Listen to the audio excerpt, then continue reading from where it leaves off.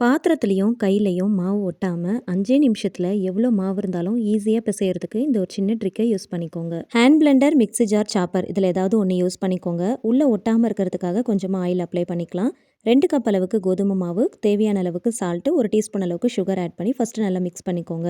இப்போ தேவையான அளவுக்கு வாட்டர் ஆட் பண்ணிக்கலாம். 2 கப் அளவுக்கு கோதுமை மாவு எடுத்திருந்தேன். அதுல 3/4 கப் அளவுக்கு வாட்டர் ஆட் பண்ணிக்கலாம். 1 டேபிள் ஸ்பூன் அளவுக்கு ஆயில் சேர்த்துக்கோங்க.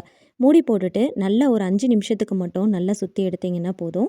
மாவு கொஞ்சம் கூட ஒட்டாம நல்லா சூப்பரா பிசைஞ்சு வந்துரும். இதே மிக்ஸி ஜார் நீங்க யூஸ் பண்றீங்கன்னா, பல்ஸ் மோட்ல விட்டு விட்டு போட்டீங்க அப்படின்னா ரொம்ப சூப்பரா பிசைஞ்சு எடுத்துடலாம்.